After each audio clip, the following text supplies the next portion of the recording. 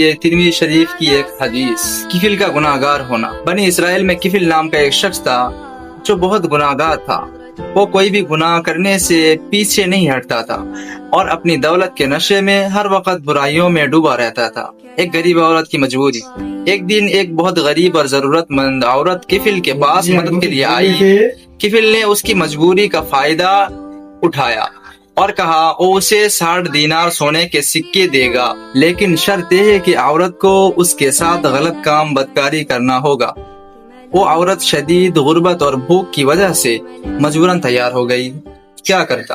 اللہ کا خوف اور عورت کا رونا۔ جب کفل اس عورت کے قریب گیا تو اس نے دیکھا کہ وہ عورت بری طرح کانپ رہی ہے اور اس کی آنکھوں سے آنسو بہہ رہے ہیں۔ کفل نے حیران ہو کر پوچھا، تم کیوں رو رہی ہو؟ کیا میں تمہارے ساتھ زبردستی کر رہا ہوں؟ عورت نے روتے ہوئے جواب دیا، نہیں، تم زبردستی نہیں کر رہے ہو، لیکن میں نے زندگی میں کبھی ایسا گناہ نہیں کیا۔ آج صرف بھوک اور مجبوری کی وجہ سے مجھے ایک قدم اٹھانا پڑ رہا ہے۔ مجھے اللہ سے بہت ڈر لگ رہا ہے۔ کفل کی سچی توبہ۔ عورت کے منہ سے اللہ کا خوف سن کر کفل کا دل کانپ اٹھا۔ اس کے اندر کا انسان جاگ گیا۔ وہ فوراً پیچھے ہٹ گیا اور روتے ہوئے بولا، تم نے زندگی میں کبھی یہ گناہ نہیں کیا اور صرف اللہ کے خوف سے کانپ رہی ہو، اور میں زندگی بھر یہی گناہ کرتا رہا۔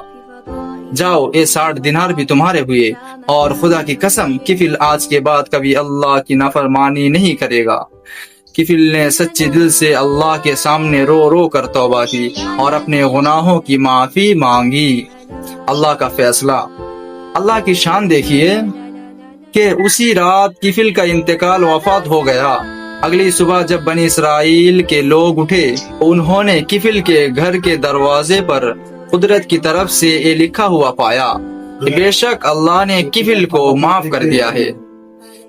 جس شخص کو پورا معاشرہ گناہگار سمجھتا تھا، اس کی سچی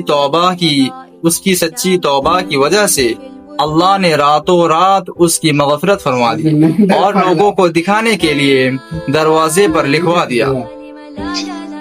اس واقعہ سے سبق: توبہ کی طاقت انسان کا گناہ کتنا ہی بڑا کیوں نہ ہو، اگر وہ سچے دل سے شرمندہ ہو کر اللہ سے معافی مانگے تو اللہ اسے ضرور معاف کر دیتا ہے۔ خوف خدا۔ اللہ کا خوف انسان کی زندگی کو ایک پل میں بدل سکتا ہے۔